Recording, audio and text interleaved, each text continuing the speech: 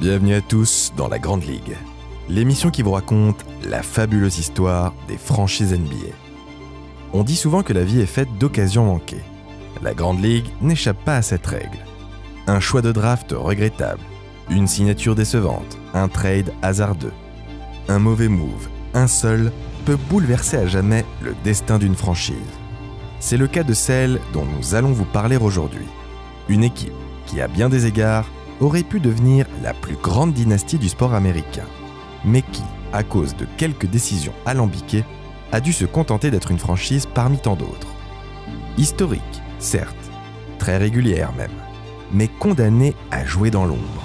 Une franchise qui, jusqu'à maintenant, a presque toujours manqué ses rendez-vous avec l'histoire. Pour l'instant, inutile de vous en dire plus.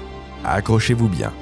Niché dans l'état de Géorgie, on s'envole à la rencontre des Atlanta Hawks. Et faites attention, car comme souvent, quelques détours seront nécessaires. Vous êtes prêts? Let's go! My friend Wilt, Norman Chamberlain, was far and away the best player I've ever played against. To the All-Star game, number one, Oscar Robertson. To Curry, skyhook, way rocked the baby to sleep and slam dunk. Magic and Larry saved the NBA. Isaiah Thomas. At the buzzer, Michael Jordan has won it for Chicago. There's the green shade, yes. Lakers have two. Bryant to shot. Steps over Toronto. Shot from Parker. Nowitzki rising when it matters most. Putting it down. Up for the layup. Oh, blocked by James. Steal. Curry throws it up to Durant.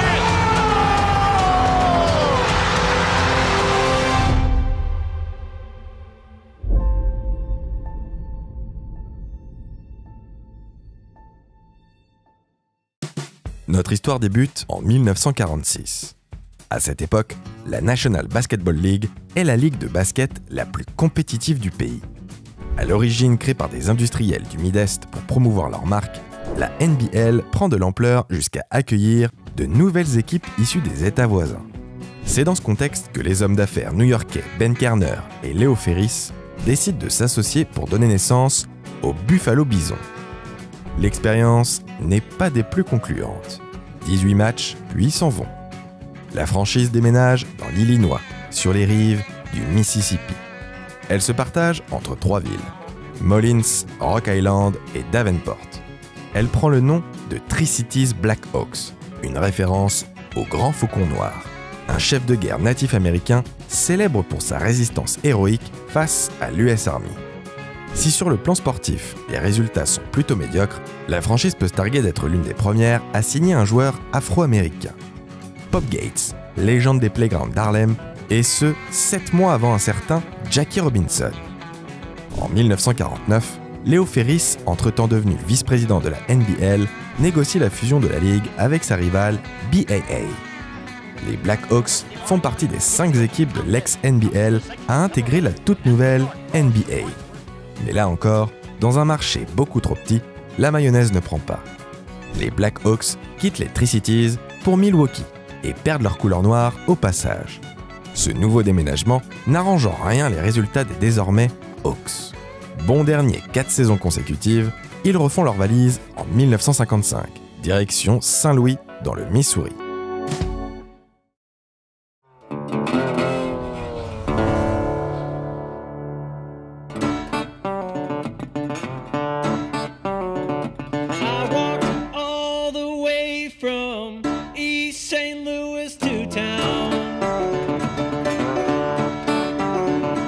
Cette brève expérience à Milwaukee n'est pas totalement inutile.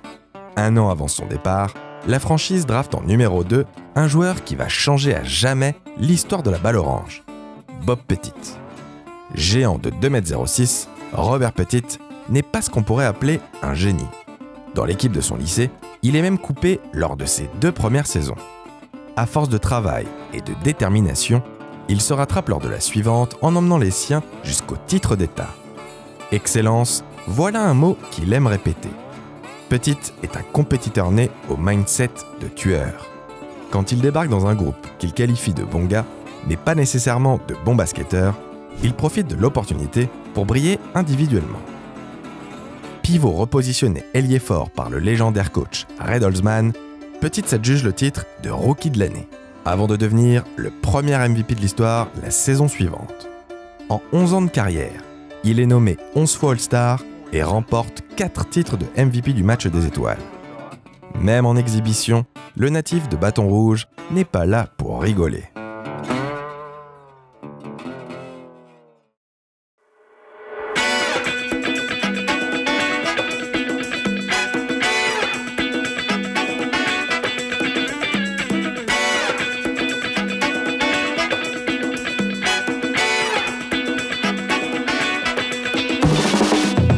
Adepte d'un basket en mouvement, 1 ou 2 dribbles maximum lui suffisent à faire la différence. Mais contrairement aux autres joueurs qui se pressent pour regarder leur nombre de points sur la feuille de match, lui préfère collectionner les rebonds. Plus de 16 de moyenne dans toute sa carrière. À ce niveau, on peut carrément parler d'obsession. Toujours à l'affût, les mains en l'air, Bob n'a pas peur de jouer des coudes si nécessaire. Grâce à leur nouveau franchise player, les Hawks parviennent enfin à se qualifier pour les playoffs. En 1957, pour leur deuxième saison à Saint-Louis, ils atteignent même les finales face aux Celtics, la première de 4 confrontations en 5 ans. L'une des rivalités les plus intenses du sport américain. Pour comprendre pourquoi, il faut effectuer un léger retour en arrière. Intersaison 1950. L'entraîneur de l'équipe, Red Auerbach, quitte les Black Hawks pour les Celtics. Premier coup dur. À la draft, Tri-Cities sélectionne Bob Cousy. Sauf que le meneur a de grosses prétentions salariales. Les Black Hawks décident de ne pas s'aligner sur les $10 000 demandés et transfèrent les droits de leur rookie. Cousy atterrit finalement aux Celtics. Deuxième coup dur. Un petit bond dans le temps, et nous voilà à la draft 1956. Les Hawks, à peine installés dans le Missouri, disposent du deuxième choix, une aubaine. Avec leur pick, ils peuvent sélectionner Bill Russell, un prospect que tous les spécialistes annoncent comme un talent générationnel. Cependant, il faut savoir que dans les années 50, Saint-Louis est une ville profondément ségrégationniste.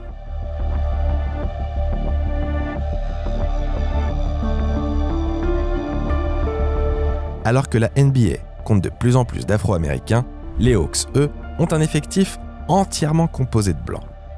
Ben Karner s'imagine mal conquérir son nouveau public structurellement raciste avec une star noire. Et puis, il faut dire que Bill Russell n'a pas très envie de jouer pour Saint-Louis. On comprend pourquoi. Red Auerbach en a conscience et passe un coup de fil à son ancien patron. Le pick 2 est envoyé à Boston, en échange du multiple All-Star Ed Macauley et du très prometteur Cliff Hagan. Une belle contrepartie qui fait du bien aux Hawks. Mais dans les faits, un Bill Russell n'a pas de prix. Troisième coup dur. Retour au final, 1957. Comme le destin fait bien les choses, Saint-Louis est opposé aux Celtics de Auerbach, Cousy et Russell. La confrontation est titanesque. Bob Petit et Bill Russell se livrent une lutte à mort au rebond. C'est un véritable match dans le match entre deux compétiteurs absolus. L'ailier fort des Hawks le confesse volontiers. Le futur père de la défense est le meilleur joueur qu'il ait affronté. I think Bill Russell's the greatest player that ever played, I've ever seen. I think, in my humble opinion, if you ever started a team and said of all the players ever played, I can pick one player, I would start with Bill Russell. High-scoring Hawk Bob Pettit drove on another Celtic rookie, Bill Russell. Nous sommes le 13 avril 1957, au Boston Garden, à l'occasion du Game 7 des finales. Il reste moins d'une minute à jouer.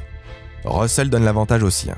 Sur la remise en jeu, Jack Coleman part dans le dos de la défense bostonienne. Il reçoit la gonfle et n'a plus qu'à conclure d'un lay-up. Les Hawks vont remporter le titre. C'est sans compter sur The Good Lord qui remonte le terrain à toute allure. Bien avant le block by James, voici le block by Russell. Cette action passe immédiatement à la postérité sous le nom de Coleman Play. Les Celtics sont champions NBA. Les Hawks peuvent nourrir des regrets. À charge de revanche.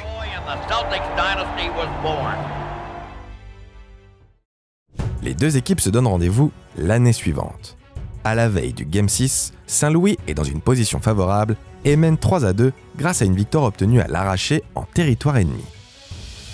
Auteur de performances exceptionnelles, Bob Petit ne veut pas laisser passer sa chance. Sur le parquet du mythique Kiel Auditorium, il livre le match de sa vie. Unstoppable Bob Pettit. Lors des 3 premiers quart-temps, il score 39 points. Mais les hommes en vert sont encore dans le coup. Dans le 4e quart, les défenses se resserrent. Pas assez pour contenir l'ailier en état de grâce. À quelques secondes de la fin, il inscrit un panier assassin qui scelle le sort de la rencontre. Bob Pettit termine le match à 50 points et 19 rebonds. Il l'a fait. Les Hawks sont sur le toit du monde. As the buzzer sounded, jubilant fans mobbed their hero Bob Pettit. The St. Louis Hawks have made their mark in basketball history with their first and only NBA championship. Après un coup d'arrêt en 1959, Hawks et Celtics reprennent leur rivalité dès 1960. Malheureusement, au terme d'une série en 7 matchs, Boston reprend l'avantage sur Saint-Louis et met fin à la rivalité l'année suivante. 4 finales, 3 titres à 1. Victoire des Celtics. Les Hawks auraient pu devenir la plus grande dynastie de l'histoire du sport américain. Mais le sort et de très mauvais choix en ont décidé autrement. Ils resteront cependant la première et l'une des 2 seules équipes à avoir battu les Celtics lors de leur incroyable streak de 13 finales consécutives. Un exploit qu'ils doivent à un homme, Bob Pettit.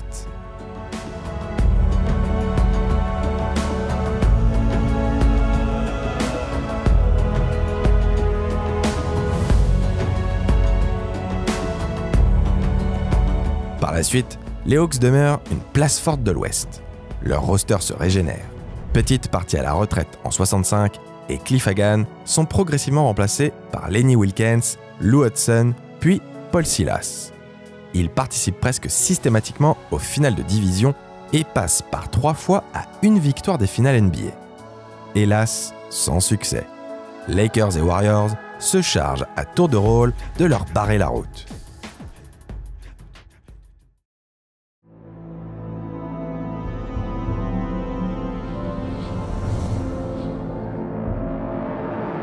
Nous voici en 1968, une année charnière dans l'histoire des Hawks. À la fin des 60s, le proprio Ben Kerner envisage de déménager son équipe une énième fois. Bien que les Kiel Auditorium soit un magnifique écrin, il ne peut accueillir qu'un nombre limité de spectateurs. Et puis Saint-Louis n'est pas the place to be. En plus de devoir rivaliser avec des villes comme Los Angeles ou New York en NBA, il doit maintenant composer avec les équipes de la toute fringante ABA. Kerner le sent. Dans l'état actuel des choses, ces faucons ont peu de chances de s'envoler vers les sommets.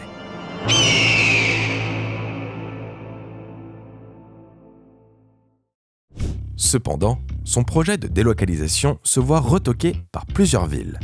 Sans autre alternative, il accepte de vendre la franchise. Les heureux acquéreurs, Tom Cousins et Carl Sanders. Le second est gouverneur de Géorgie. C'est donc tout logiquement qu'il décide de baser l'équipe à Atlanta. Nous y sommes enfin. Voici venue l'heure des Atlanta Hawks.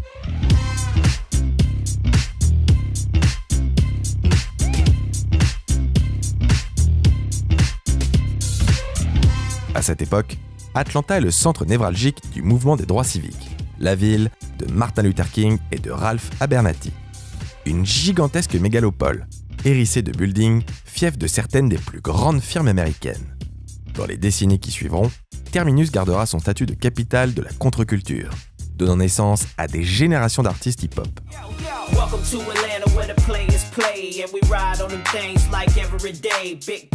En 68, Atlanta est déjà le nid de 2 équipes de sport majeures, mais pas de souci. Hawks en NBA et Falcons en NFL devraient aisément cohabiter. Entre rapaces, on se comprend.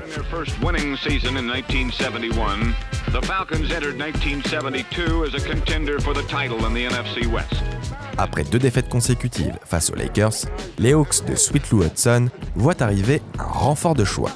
À la draft 1970, Atlanta utilise son 3e pick pour sélectionner le génie Pistol Pete Maravich. We are most happy to announce that Pete Maravich will play professional basketball for the Atlanta Hawks. Oui, génie. Le terme n'est pas galvaudé. You're looking at Pistol Pete Maravich, In my opinion, the greatest playmaker playing today.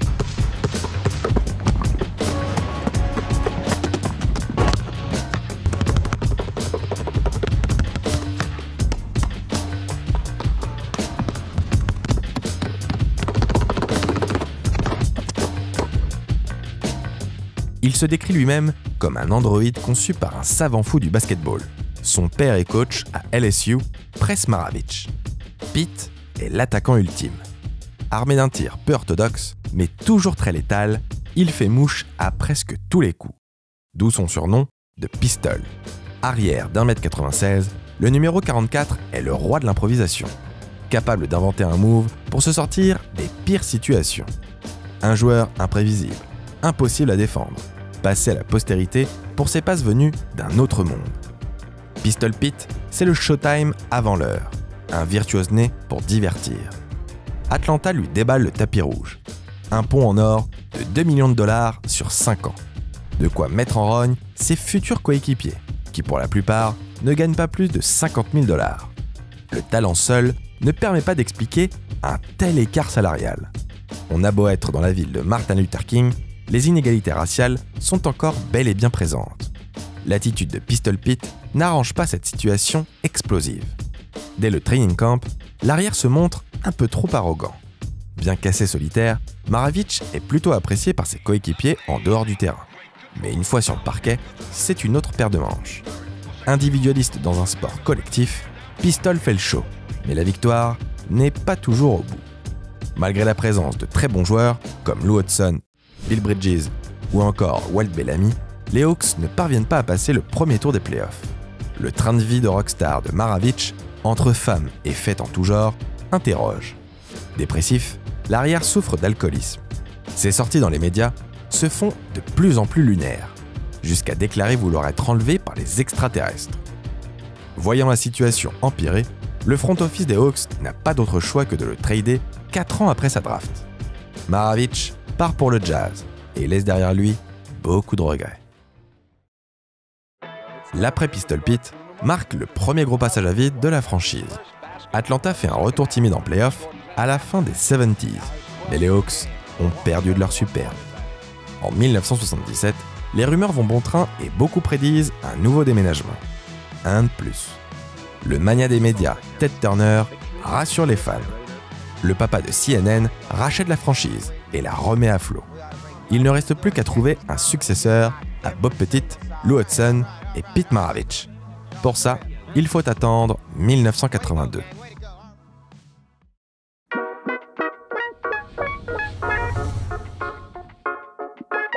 À l'intersaison, Atlanta monte un trade malin pour récupérer le rookie drafté en 3e position par le Jazz, le jeune Dominique Wilkins. Né à Paris, là même où il remportera l'Euroleague 36 ans plus tard, Dominique est un phénomène athlétique annoncé comme le digne successeur de Dr. J. Pour lui, le basket est plus qu'un jeu. C'est le moyen de nourrir sa famille. Enfant des quartiers chauds de Baltimore, il monnaie ses services sur les playgrounds. Quand on joue pour sa survie, gagner devient un impératif.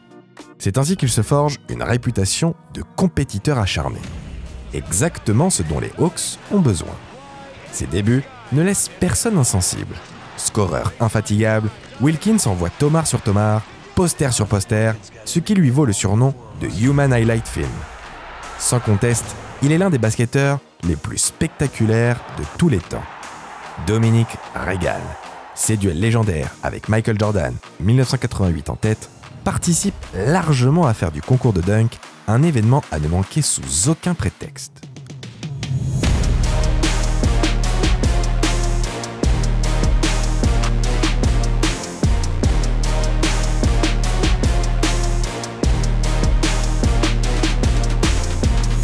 Intersaison après intersaison, draft après draft, les Hawks entourent leur franchise player comme il se doit.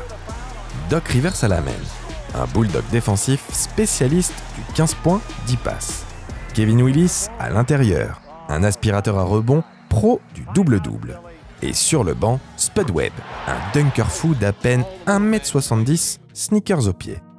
Coaché par Mike Fratello, les Hawks enchaînent les saisons à plus de 50 victoires, mais se font successivement éliminer en demi de conf par les Celtics, puis les Pistons. Bird out of the left corner. The bomb is good. Bird for the bomb. Got it again. Bird will try another jumper and hit it at the buzzer. Bird has 60 points.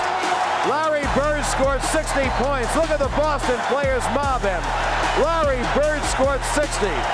It is the greatest shooting exhibition I've ever seen in my life. Larry Bird. L'équipe atteint son apogée en 1988. Après s'être sortis d'un premier tour piège face aux Bucks, les Hawks retrouvent leur ennemi mortel dans une série devenue culte.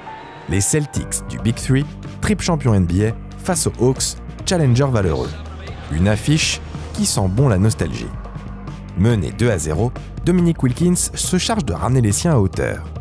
Kevin Willis permet même à Atlanta de prendre l'avantage. Au Game 6, les hommes de Mike Fratello manquent l'occasion de tuer la série à domicile. Cliff Livingston rate l'égalisation lors de l'ultime possession. Une 7e rencontre doit donc départager les deux équipes.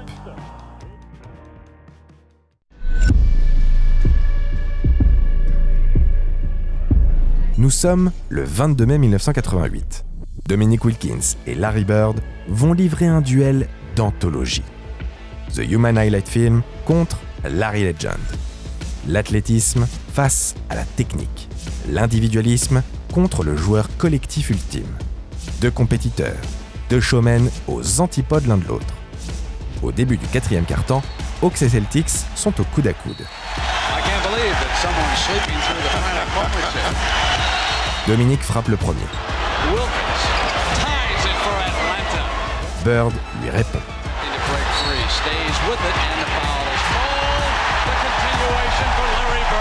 Et ainsi de suite. Ni l'un ni l'autre ne veut s'avouer vaincu.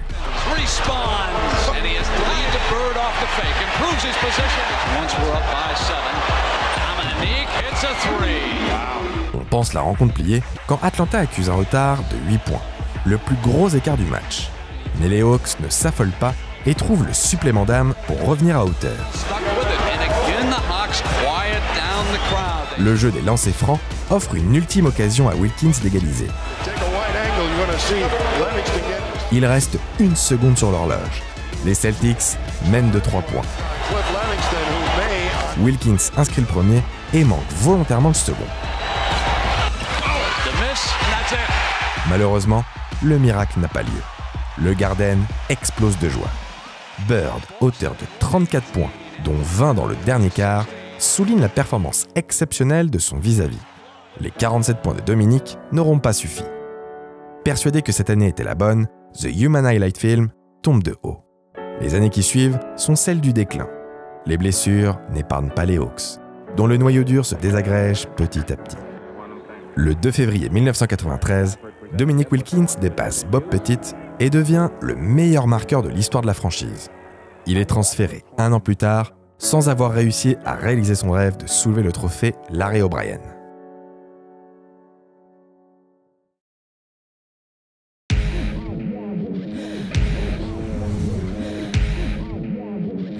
En 1996, Atlanta signe le pivot congolais Dikembe Mutombo. L'équipe se trouve une nouvelle identité, plus défensive que jamais. L'intérieur fait pleuvoir les finger wags.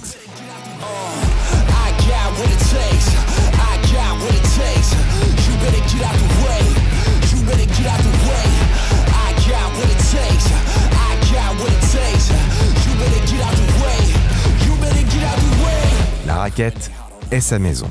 On y rentre pas si facilement. Attention, cela dit, à qui on invite. Mike, come on, man. Be for real, you haven't got me yet. MJ. Oh, he did it! Oh, Michael shakes a finger, but he finally got his dunk on Mount Mutombo. Not in my house. Lors de son passage à Atlanta entre 1996 et 2001, Mutombo ajoute 2 titres de défenseur de l'année à son palmarès.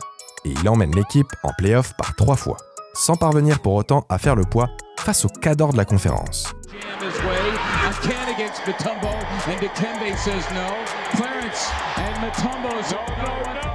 À partir de 1999, les Hawks ne parviennent plus à atteindre les phases éliminatoires. La faute à un front office pas des plus inspirés. Ce dernier multiplie les trades et collectionne les carottes à la draft. Oui, Marvin Williams, c'est bien de toi dont on parle. Même quand le front office des Hawks tombe sur une pépite, comme Pau Gasol ou Boris Dio, il l'échange directement ou ne parvient pas à le développer.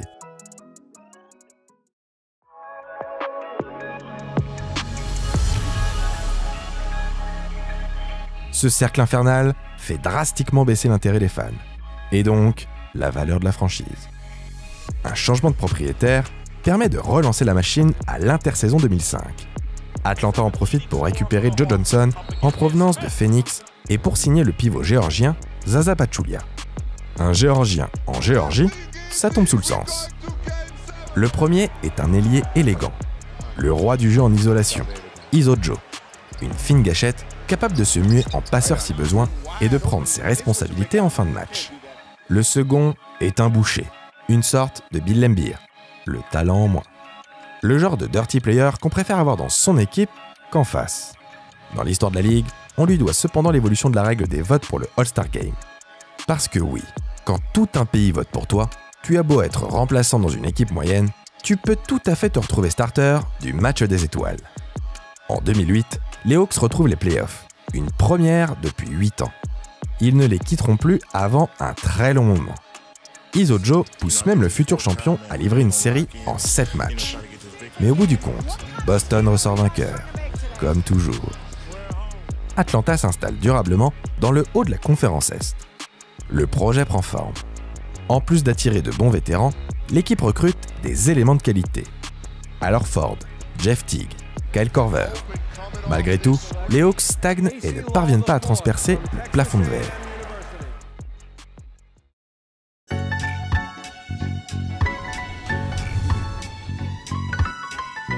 Comment réussir en NBA quand ta franchise est tout sauf sexy et n'attire ni les big names ni les fans?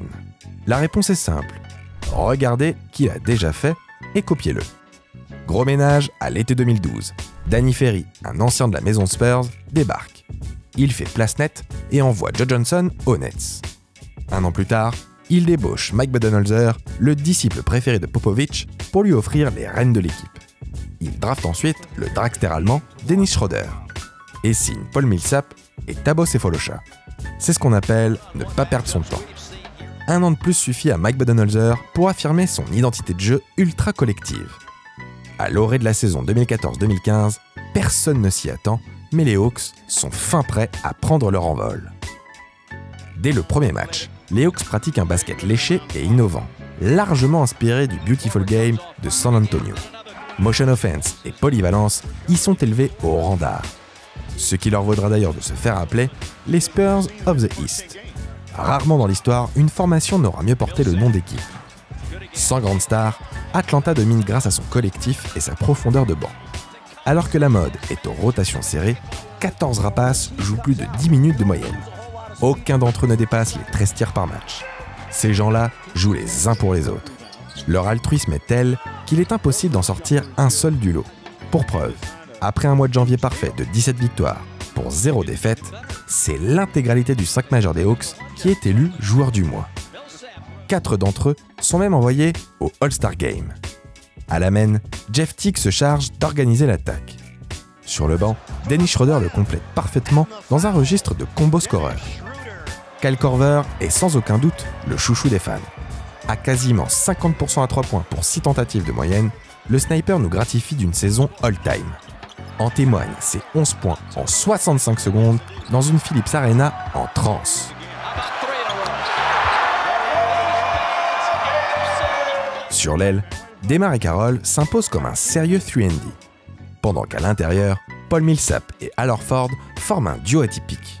Petit en taille, mais très versatile et au QI basket phénoménal. Irrésistibles, les Hawks terminent largement premiers à l'Est, tout en compilant le meilleur bilan de l'histoire de la franchise. 60 victoires pour 22 défaites. Mike Budenholzer, pour son ode au basketball, est logiquement élu Coach of the Year. Atlanta croit en son destin. Cette année est la bonne. Après un premier tour plus compliqué que prévu face aux Nets, les Rapaces se font peur en demi-finale de conférence.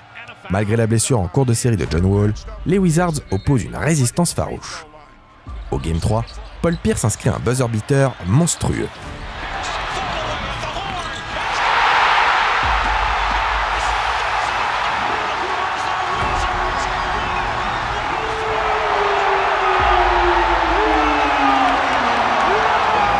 Millsap se venge quelques jours plus tard. Lors de la 6e rencontre, le public croit à un nouveau miracle de Paul Pierce. Mais la vérité de la vidéo climatise la salle. Les Hawks s'en sortent, mais ont failli y laisser des plumes. Plus qu'une seule marche à gravir avant la finale NBA, les Cavs de LeBron James. Sur le papier, Atlanta part largement favori. Blessé, Kevin Love ne jouera pas, et Kyrie Irving, lui, est incertain. C'est le moment ou jamais. Mais voilà, le King, tout juste rentré sur ses terres, réprime violemment cette tentative de front. Face aux meilleurs joueurs du monde, les hommes de Mike Budenholzer sont impuissants, comme tétanisés. Le verdict est cruel, 30 points, 11 rebonds et 9 passes de moyenne pour le roi, qui renvoie les Hawks à la maison d'un coup de balai cinglant. L'échec est dur à accepter. Parfois, une armée ne suffit pas à venir à bout d'un seul homme, mais pas n'importe lequel. La NBA demeure avant tout une ligue de stars, et les Hawks viennent de l'apprendre à leurs dépens. En plus de mettre un terme à l'une des plus belles saisons collectives de l'histoire, cette déculottée marque la fin d'une ère. Dans les saisons qui suivent, les artisans de l'épopée de 2015 partent un à un. La décision est prise d'appuyer sur le bouton Reset.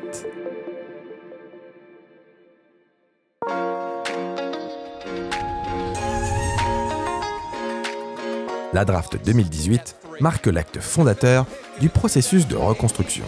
Munis du 3e choix, les Hawks ont l'occasion de sélectionner Luka Doncic, le génie slovène MVP d'Euroleague, à peine 19 ans. C'est ce qu'ils font, mais pour l'échanger contre Trae Young, drafté par Dallas en 5e position. Un move très risqué, parce que si on est à peu près certain du talent générationnel de l'Européen, le physique frêle de l'Américain en revanche a de quoi inquiéter. 1m85 pour 82 kg, ça ne pèse pas bien lourd. Vivement critiqué, le front office géorgien tient bon. Il compte sur le jeu spectaculaire de son rookie pour redonner un peu de glamour à la franchise et remplir une Philips Arena qui sonne drôlement creux. Pour ça, ils peuvent compter sur Trae Young. Curriesque, il termine 2e dans la course à la recrue de l'année, juste derrière Luka Doncic. Le meneur-scoreur brille par ses passes flashy et ses tirs du logo. En 2020, il accroche même une première étoile de All-Star. Cette fois encore, en compagnie du Slovène. Quelque chose nous dit que cette rivalité est faite pour durer. Autour de leur star, les Hawks parviennent à développer une myriade de jeunes joueurs très talentueux. Atlanta ne gagne pas beaucoup et ne défend carrément pas, mais squatte régulièrement les top 10. Une belle équipe popcorn.